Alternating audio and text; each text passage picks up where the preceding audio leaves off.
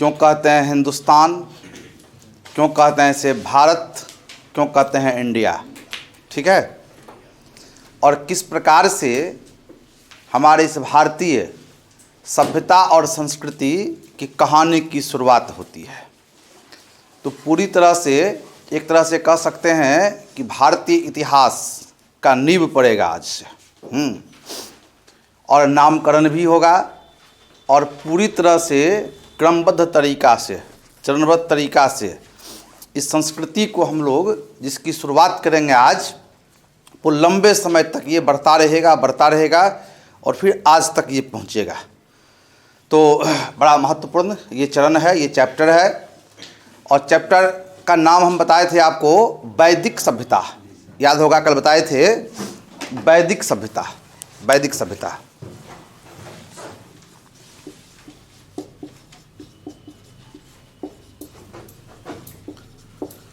और इसका समय बताए थे आपको हम 1500 BC से लेकर 600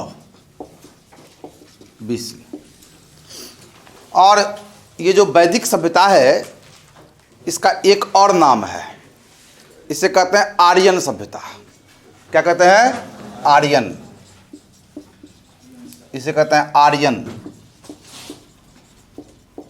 सभ्यता।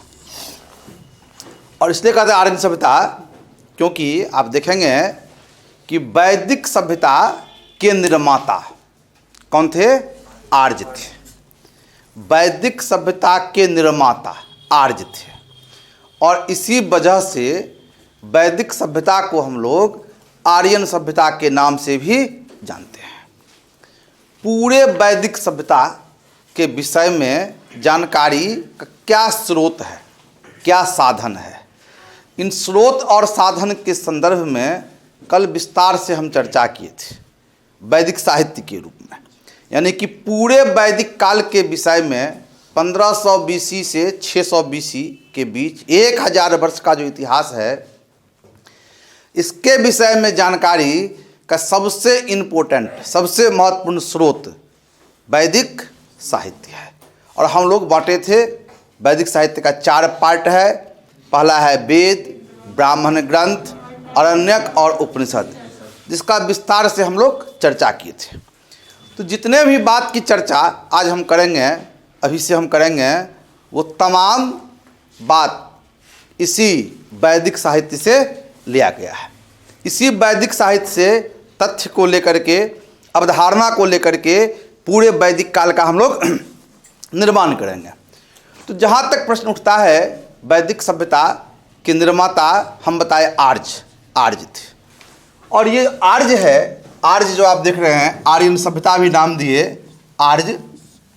प्रश्न उठता है कि आर्य का मतलब क्या होता है। 2 बात यहाँ महत्वपूर्ण है। पहला कि आर्य का अर्थ क्या होता है, और दूसरा ये आर्य कौन थे, ये आर्य कहाँ से आए थे और किस प्रकार उन्होंने भारत में अपनी सभ्यता, अपनी संस्कृति को सुस्थापित किया। तो कुछ लोग बताते हैं कि आर्य का मतलब होता है श्रेष्ठ। क्या होता है? श्रेष्ठ। जो श्रेष्ठ थे अपने गुणों में, अपने संस्कृतियों में, अपने क्रियाकलापों में, अपने आचार व्यवहार में, यानी कि बाकी लोगों से जो हर चीज़ में साउंड थे, मजबूत थे, उसे आर्य कहते थे।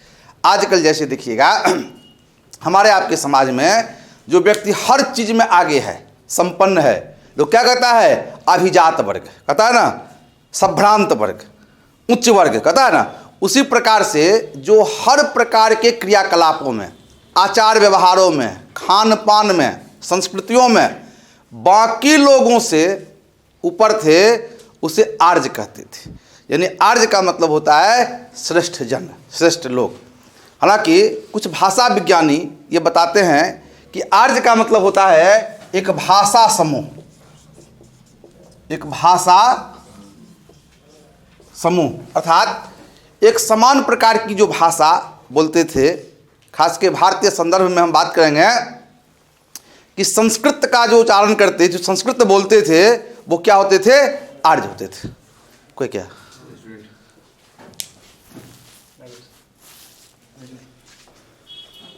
कुछ वो आर्य कहलाती थी। और आर्य मूल रूप से कहाँ के निवासी थे, कहाँ के रहने वाले थे, तो यह अब तक विद्वानों के बीच विवाद का विषय है। और अलग अलग विद्वानों ने इस संदर्भ में अलग अलग तर्क दिया है। कुछ विद्वान बताते हैं कि आर्य मूलतः भारतीय थे। कुछ बताते हैं आर्य मूलतः कहाँ के थे, भारतीय थे। जबकि कुछ विद्वान ये बताते हैं कि आर्य विदेशी थे, आर्य बाहर से आए थे। और अब तक इस प्रश्न का निराकरण नहीं हो पाया है कि आखिरकार आर्य भारतीय थे या विदेशी थे। अब तक ये संशय है। तो इस प्रकार से एक निष्कर्ष पर ना पहुंच करके हम लोग किस विद्वान ने क्या कहा है इस बात को समझें, इस बात को जानें। और इस रूप में आप देखिएगा कि भारतीय विद्वान, बहुत ऐसे भारतीय विद्वान भी हैं जो बताते हैं कि आर्य विदेशी था। और इन विद्वानों में राष्ट्रवादी विद्वान की भी चर्चा कर सकते हैं। बाल गंगाधर तिलक हैं, तिलक बताते हैं कि आर्य आर्कटिक क्षेत्र से, आर्कटिक उत्तरी ध्रुवीय प्रदेश मतलब नॉर्थ पोल, यहाँ से आर्य आया था। स्वामी दयानंद सरस्वती वो बताते हैं कि आर्य तिब्बत से आया था। कुछ बताते हैं कि आर्य मध्य एशिया से आया था। और कुछ विद्वान बताते हैं आर्य भारतीय था। इस प्रकार से देखिएगा कि अलग अलग विद्वानों ने अलग अलग विचार व्यक्त किया है। इसमें जो सबसे बेसी, सबसे अधिक जो मान्य मत है वो यह है कि आर्य मूलतः मध्य एशिया के निवासी थे, मध्य एशिया, सेंट्रल एशिया। और यह विचार दिया है मैक्स मुलर। मैक्स मुलर बताते हैं कि मध्य एशिया का एक जगह है बैक्टीरिया, और बैक्टीरिया से आर्य भारत आए थे। अब तक का सबसे मजबूत ये विचार है। एनीवे, आर्य जहाँ से भी आए हों, इस बात का प्रमाण मिलता है कि आर्य लंबे समय तक ईरान में रुका, लंबे समय तक ईरान में। और लंबे समय तक ईरान में रुकने के उपरांत वहाँ दो भागों में बट गया आर्य, दो पार्ट में बट गया, दो शाखा में बट गया। आर्यों की एक शाखा चला गया जर्मनी, और एक भाग आ गया कहाँ पर, भारत। इसलिए ये बात कह सकते हैं कि आर्यों का जो सबसे मूल ग्रंथ है ऋग्वेद है, ऋग्वेद। इसी प्रकार देखिएगा कि ईरानियों का जो सबसे मूल ग्रंथ है उसका नाम है जेद अवेस्ता। ऋग्वेद और जेद अवेस्ता में काफ़ी समानता है। लगता है कि एक ही विचार के लोग, एक ही समय के लोग, एक ही चीज़ को जानने वाले लोग रचना इसका किए थे। और इसी वजह से कहते हैं कि आर्य लंबे समय रहा ईरान में, दो शाखा में बट गया, एक चला गया जर्मनी, एक आ गया इंडिया। इसका सबसे मूल प्रमाण ऋग्वेद और जेद अवेस्ता के बीच समानता है। ठीक है। आर्य जब भारत आए, अफगानिस्तान होते हुए भारत आए, अफगानिस्तान। इसलिए कि ऋग्वेद में देखिएगा कि अफगानिस्तान के कई नदियों की चर्चा मिलती है। जैसे कुभा हो गया, कुभा माने काबुल हो गया, कुरुमु हो गया, कुर्रम हो गया, सुबास्तु है, स्वात नदी है, सरितोकाई है, सरजुग है। समझे। इस प्रकार से देखिएगा कि आज का जो अफगानिस्तान है उसके कई नदियों की चर्चा ऋग्वेद में है। यानी कि आर्य लंबे समय तक वहाँ रहा होगा, तब नदी को जानता होगा। आखिर अगर हम कमला नदी की बात करें, मान लीजिए एक नदी है कमला नदी, आप में से बहुत कोई नहीं जानते होंगे, हाँ, जानते हो, इसे जानते होंगे कि आप चूँकि जीके पढ़ते हैं, यूपीएससी की तैयारी करते हैं, आप कहिएगा कमला नदी वहाँ पर है। लेकिन एक आम व्यक्ति जिनको इनसे मतलब नहीं है वो कमला हर कोई नहीं जानता होगा।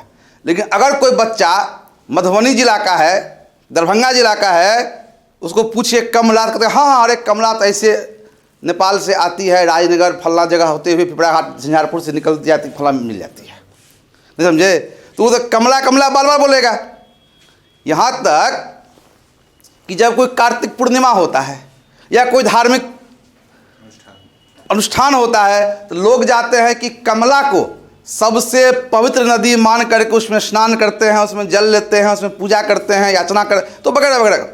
तो इसी प्रकार आर्यों को आप देखिएगा कि जानकारी थी अफगानिस्तान की नदी की, इसीलिए ऋग्वेद में उन्होंने बार बार इन नदियों का उल्लेख किया है। ऋग्वेद में कुल मिलाकर के 25 नदियों की चर्चा है और इन 25 नदियों में सबसे पवित्र नदी के रूप में सरस्वती नदी का उल्लेख है। सरस्वती कहाँ है? आज के राजस्थान में, घग्गर, ठीक है, ये नाम से वो प्रसिद्ध है। इसके बाद देखिएगा कि ऋग्वेद में आज का जो पंजाब का इलाका है, पंजाब के कई नदियों की चर्चा है। सिंधु नदी, फिर बिपाशा यानी कि ब्यास नदी, इसके बाद देखिएगा अस्किनी, चिनाब नदी, फिर देखिएगा परुसनी, रावी नदी। इस प्रकार आज का जो पंजाब है, चिनाब कश्मीर में है, तो आज के पंजाब और कश्मीर सिंध का इलाका जो है वहाँ के कई नदियों की चर्चा है, यानी कि आर्य यहाँ भी रहे होंगे। और इस प्रकार कहा जाता है कि आज के भारत में आर्यों का जो सबसे पहला ठहराव स्थल बना सप्त सैंधव प्रदेश। माने आर्य जहाँ से भी आए हों, लेकिन भारत में जहाँ उन्होंने सबसे पहले रहना शुरू किया उसका नाम क्या है? सप्त सैंधव प्रदेश, यानी कि सिंध और पंजाब की सप्त सैंधव नदियाँ, 7 नदियाँ कहते हैं सप्त सैंधव, सिंधु की सहायक नदियाँ ये तमाम थी। इसके बाद आप देखिएगा ऋग्वेद में गंगा नदी की चर्चा 1 बार मिलती है, यमुना की चर्चा 3 बार मिलती है। तो इस प्रकार से आप कह सकते हैं कि इन नदियों, कुछ पर्वत पहाड़ों जिनका उल्लेख ऋग्वेद में है, उसके अध्ययन के आधार पर कह सकते हैं 1000 ईसा पूर्व आते यानी कि ऋग्वैदिक काल, पूर्व वैदिक काल के अंत होते होते आज के उत्तर प्रदेश का जो इलाका है वहाँ तक आर्यों का विस्तार हो चुका था। इतने दूर में आर्य फैल चुके थे। ऋग्वेद में हम लोगों ने 10 मंडल की चर्चा किया था, 10 मंडल, और 10 मंडल में एक है 7वां मंडल, 7वां, और 7वां मंडल में 10 राज्य युद्ध की चर्चा मिलती है। 10 राज्य यानी कि 10 राजाओं की लड़ाई, उसमें स्पष्ट लिखा हुआ है कि 10 राजाओं का युद्ध हुआ, 10 राज्य युद्ध हुए। ये कहाँ हुआ? रावी यानी परुसनी नदी के किनारे ये युद्ध हुआ। और लगभग ये युद्ध कब हुए? लगभग हुए 1300 ईसा पूर्व के आसपास ये युद्ध हुए। और इस युद्ध में 2 प्रकार के लोग थे। एक थे भरत कबीला, दूसरा था 10 कबीला का संगठन। एक ओर भरत कबीला अकेले और दूसरी ओर 10 कबीलाओं का संगठन था। उस 10 में 5 था आर्य कबीला और 5 था अनार्य, यहाँ का स्थानीय। 10 कबीला का संगठन था और 10 कबीला के संगठन का जो हेड था वो था पुरु कबीला। पुरु राजा थे पुरुकुत्स। और यह जो हम बताए आपको भरत कबीला, तो भरत के राजा कौन थे? सुदास। और कहते हैं कि जब ये युद्ध हुआ, 10 राज्य युद्ध हुए, इस युद्ध में भरत कबीला की विजय हुई, सुदास जीत गया। ये 10 जो कबीला हैं हार गए। मतलब एक सब के ऊपर भारी पड़ गया। और कहते हैं इसी आधार पर इस देश का नाम क्या पड़ा? भारत। यानी भरत कबीला के, भरत कुल के नाम पर इस देश का नाम क्या पड़ गया? भारत। हालांकि इसमें भी संशय है। कुछ विद्वान बताते हैं एक जैन मुनि थे भरत, उनके नाम पर। कुछ बताते हैं कि रामायण के पात्र हैं भरत, है ना, उनके नाम पर। कुछ बताते हैं कि राजा दुष्यंत और रानी शकुंतला से उत्पन्न एक संतान का नाम था भरत, उसके नाम पर। लेकिन जो भी हो, सबसे प्रामाणिक बात इसमें है, भरत कबीला के नाम पर इस देश का नाम पड़ गया भारत। भारत तो भारत ये नाम पड़ गया। अब सवाल उठता है, इसको हम लोग क्यों कहते हैं इंडिया? इंडिया इंडिया तो ये इंडिया नाम जो है यह दिया है यूनानियों ने। यूनानियों ने, हम बताए थे कि सिंधु घाटी सभ्यता में कपास का प्रमाण मिला है, और इसी कपास चूंकि इंडस से मिला है। इंडस का मतलब सिंधु, सिंधु क्या कहा गया? Indus, Indus valley, Sindhu. इसी वजह से यूनानियों ने भारतीय कपास को क्या कहा? इंडोन, इंडोन, इंडोन, समझे? इंडोन। और आने वाले समय में यूनानियों ने ही इस देश का नाम दे दिया इंडिया, यानी कि भारत का नामकरण इंडिया के नाम से यूनानियों के द्वारा किए गए। और अब एक नाम है हिंदुस्तान, है ना? हिंदुस्तान। और अरब वालों ने सिंधु नदी के जो बगल के लोग थे उसको हिंदू कहा। सिंधु के किनारे हिंदू, हिंदू का स्थान क्या हो गया? हिंदुस्तान, समझे? तो अरब वालों ने इस देश का नाम क्या दिया? हिंदुस्तान। इसके अलावे इसका तो और कई नाम है। भारत के लिए और क्या नाम है? आर्यावर्ते, जम्बू द्वीपे, समझे? तो इस प्रकार, हाँ, भरत खंडे, तो इस प्रकार से और कई नाम है। लेकिन खास करके यह जो 3 नाम है, पहला बताए भारत, भारत भरत के नाम पर, दूसरा बताया आपको इंडिया, यूनानियों ने दिया, तीसरा हिंदुस्तान, अरब वालों ने दिया। यानी कि हमारे देश का नाम भी विदेशियों ने ही रखा है, ठीक है? और आजकल तो बड़ी जोर शोर से बात हो रही है कि हमारे देश का नाम रख दिया जाए हिंदुस्तान, मन इंडिया को बदल दिया जाए, भारत को बदल दिया जाए, इसका नाम क्या कर दिया जाए? हिंदुस्तान। तो भाई जब हिंदुस्तान कर लीजिएगा तो भारत माता की जय जो कहते हैं वो क्या कहिएगा?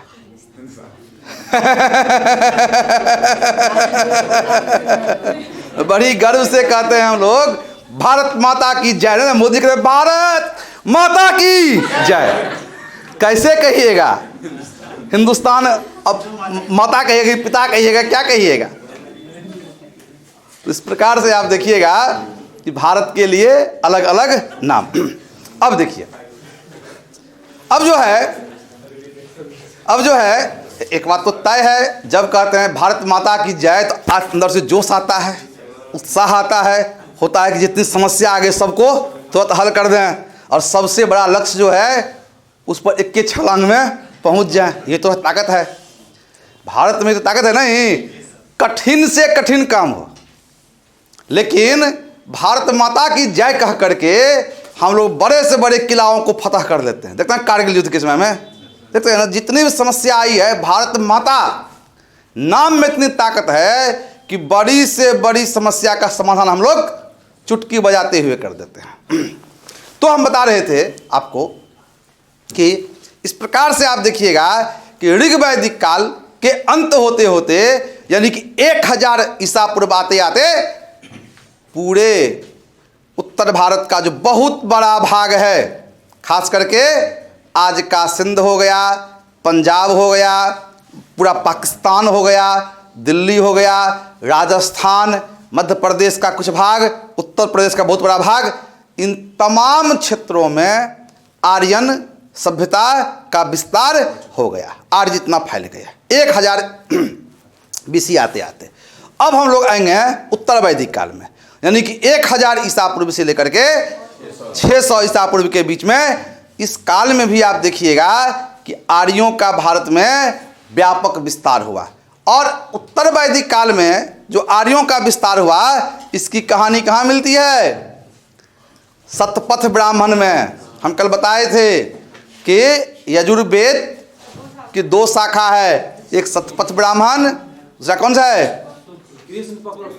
एक कृष्ण हो गया, दूसरा हो गया शुक्ल हो गया, एक कृष्ण, 2 शाखा हो गया। और हम इस पर दो ब्राह्मण की बात किए थे, एक सतपथ एक तैत्तिरीय, याद है ना। शुक्ल का हो गया सतपथ, कृष्ण का हो गया तैत्तिरीय। हाँ, वही है सतपथ ब्राह्मण। तो सतपथ ब्राह्मण में ये चर्चा मिलती है कि राजस्थान के सरस्वती नदी के किनारे विदेह माधव नामक राजा रहते थे। हाँ, वो अपने पुरोहित के साथ आग और घी के सहारे समस्त क्षेत्रों का शुद्धिकरण करते करते करते करते कहाँ आ गए? सदा नीरा। माने सरस्वती नदी से कहाँ आ गए? सदा नीरा नदी। और सदा नीरा आज का जो गंडक है, गंडक कहाँ है? सामने में गंडक है। गंगा के ऊपर जो देखते हैं हाजीपुर छपरा वाला इलाका है, सोनपुर इलाका है, वहाँ है गंडक। तो वहाँ तक पहुँच गए आज। और पूरे इलाका का जैसे जैसे राजस्थान से आए जितना भी लोग मिलता गया, सबों का शुद्धिकरण आग और घी के सहारे। मतलब ये हुआ कि जितने भी अनार्य थे सबों को उन्होंने आर्य संस्कृति का अंग बना लिया, अपने संस्कृति में शामिल कर दिया। पूरा विजय, पूरा फतह हो गया। लेकिन जब वो आगे सदा नीरा, तो सदा नीरा के दक्षिण में था मगध।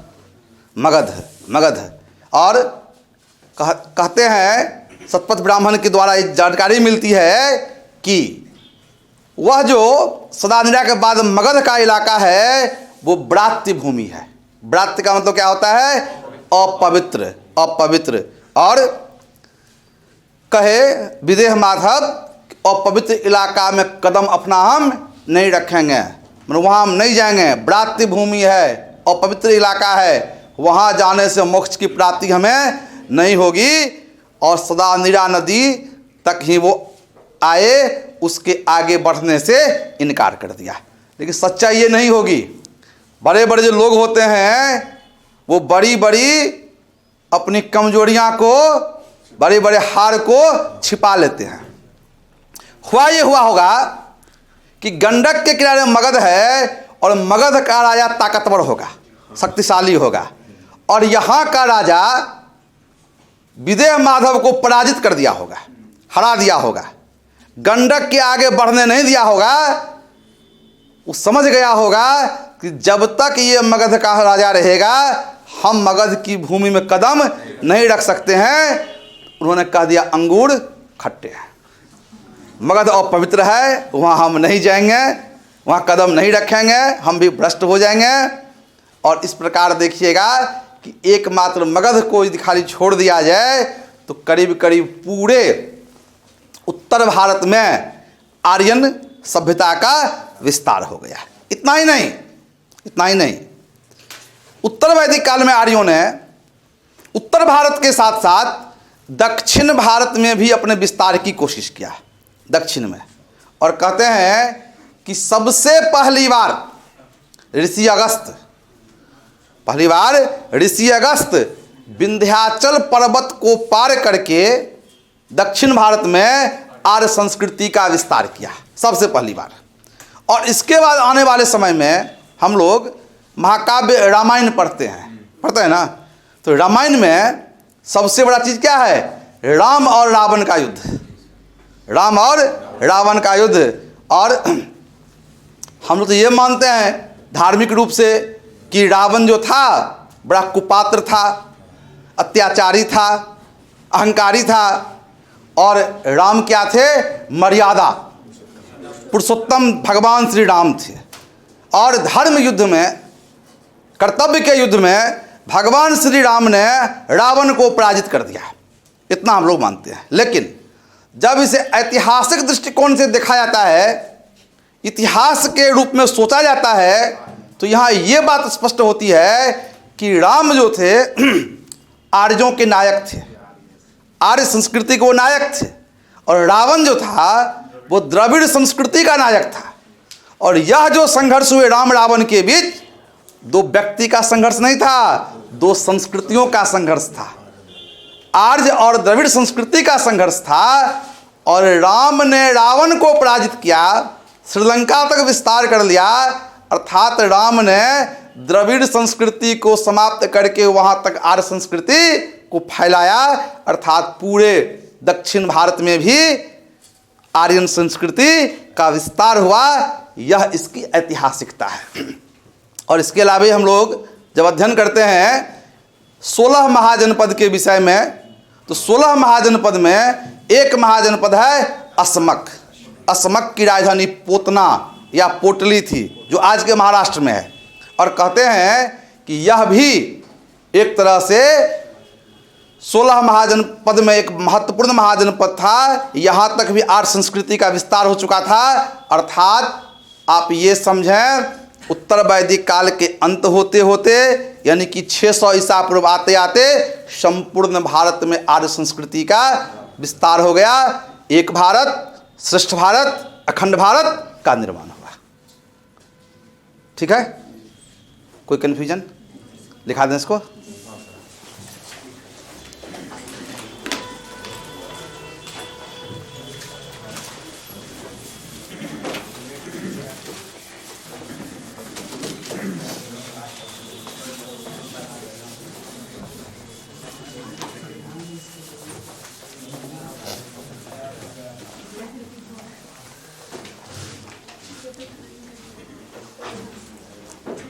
चलिए हेडिंग दीजिए, वैदिक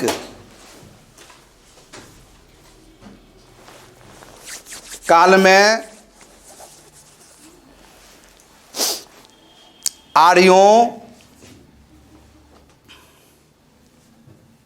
का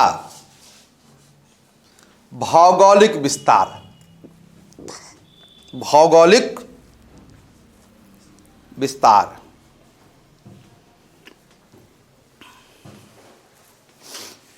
पहले लिखिए ऋग्वैदिक काल। ऋग्वैदिक काल। हाथ चलाइए तेजी में, फतह करना है बीपीएससी यूपीएससी को, तेज भागना पड़ेगा।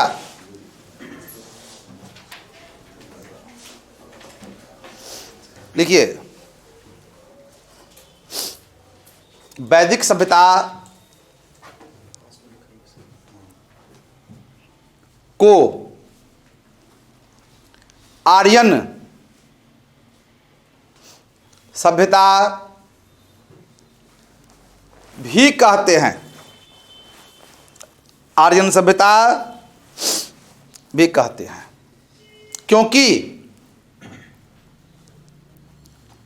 वैदिक सभ्यता के निर्माता, वैदिक सभ्यता के निर्माता आर्य थे। आर्य थे। ऋग्वेद में आर्य शब्द की चर्चा, आर्य शब्द की चर्चा 33 बार मिलती है, 33 बार मिलती है। आर्य का शाब्दिक अर्थ, आर्य का शाब्दिक अर्थ श्रेष्ठ, श्रेष्ठ या एक समान प्रकार, एक समान प्रकार के भाषा समूह से है। भाषा समूह से है। भारत में आर्य, भारत में आर्य संस्कृत भाषा बोलते थे। संस्कृत भाषा बोलते थे एवं अपने आचरण और क्रियाकलापों में, अपने आचरण और क्रियाकलापों में श्रेष्ठ थे, श्रेष्ठ थे, श्रेष्ठ। बराबर चलिए। आर्य मूलतः कहाँ के निवासी थे। यह विद्वानों के बीच विवाद का विषय है। विवाद का विषय है। अलग अलग विद्वानों ने, अलग अलग विद्वानों ने आर्यों का निवास स्थान, आर्यों का निवास स्थान भिन्न भिन्न क्षेत्रों को बताया है। भिन्न भिन्न क्षेत्रों को बताया है। जैसे जैसे जैसे मैक्स मूलर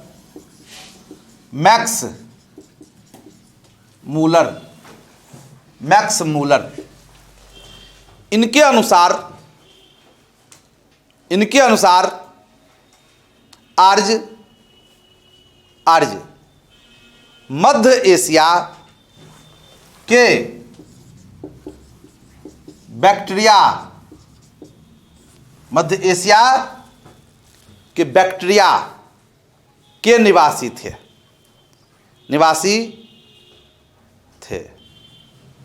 दूसरा, आलचीन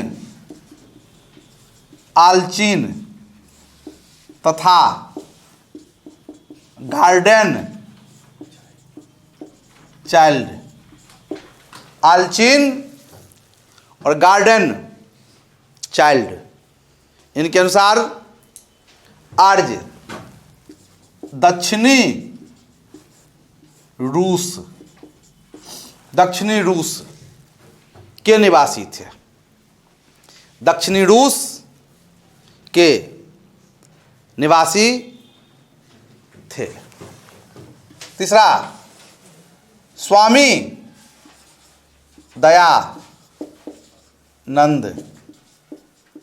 सरस्वती, स्वामी दयानंद सरस्वती, इन्होंने अपनी रचना सत्यार्थ प्रकाश में लिखा है कि, सत्यार्थ प्रकाश में लिखा है कि आर्य तिब्बत के निवासी थे। आर्य तिब्बत के निवासी थे। अगला, बाल गंगाधर तिलक, बाल गंगाधर तिलक, बाल गंगाधर तिलक, इन्होंने अपनी पुस्तक the Arctic home of the Vedas में लिखा है कि the Arctic home of the Vedas में लिखा है कि आर्य उत्तरी ध्रुवीय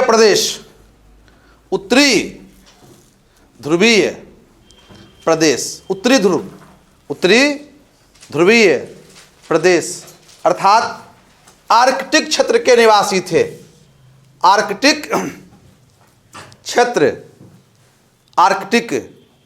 क्षेत्र के निवासी